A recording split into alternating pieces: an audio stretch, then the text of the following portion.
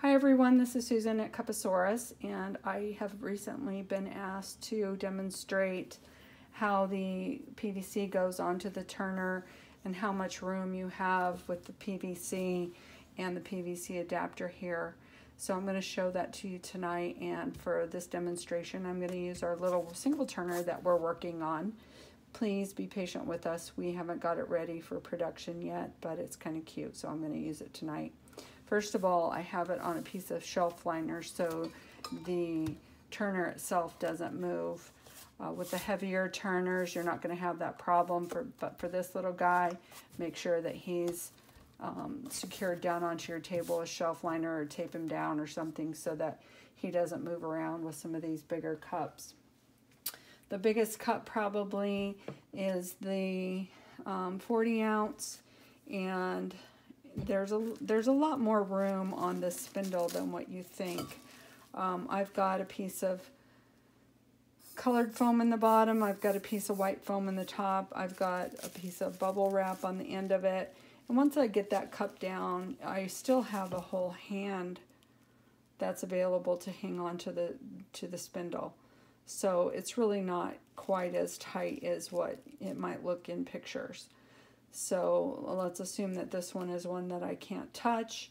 I'm going to very carefully slide it onto the PVC adapter and tighten the thumb screw and then turn it on.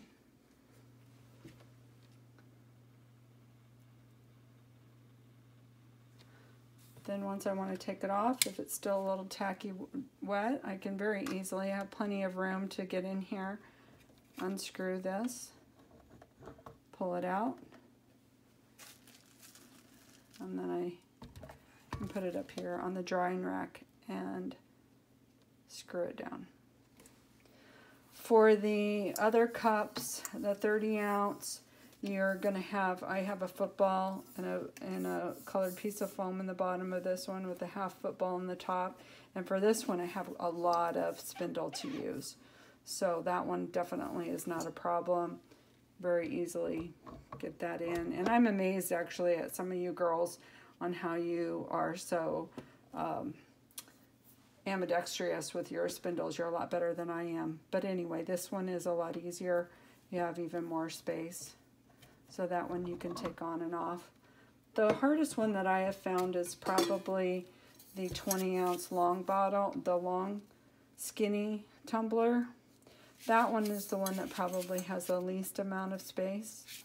By the time you get your spindle in there and your foam, and try and get that spindle all the way down in there so that it keeps the foam tight, that's probably what I would consider to be the hardest one, but you still have enough room, I think.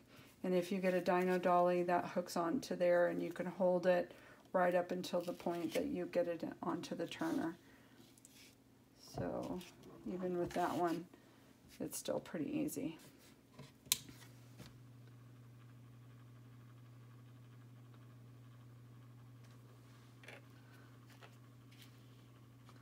So with the turner, the heavier the bottle, the more you want to make sure your thumb screw is tight. However, you don't have to crank it down really, really tight. That will damage the PVC adapter. So as long as it's tight enough with just hand turning, that's good enough. And then it's pretty easy to take off. Well, let's see what else I have here. I've got a 20 ounce, lots of room on that one for your spindle. I've got a piece of colored foam in there with a coupler on the end, and that gives me a lot of room for this one. So that one is very easy to put on. The wine tumblers,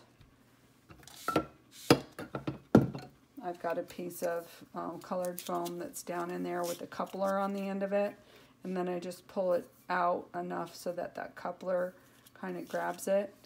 And obviously I wouldn't hold the cup, but I'm just demonstrating to you that once you get that foam, the key to securing your cup is to get your foam really tight before you start working on the cup. If your foam isn't tight and all ready to go for the turner before you start working glittering, alcohol inks, whatever it is you're doing to it, you need to make sure it's done, it's ready to go so that you don't have to touch it. But once it's ready to go, it's very easy to get on the turner.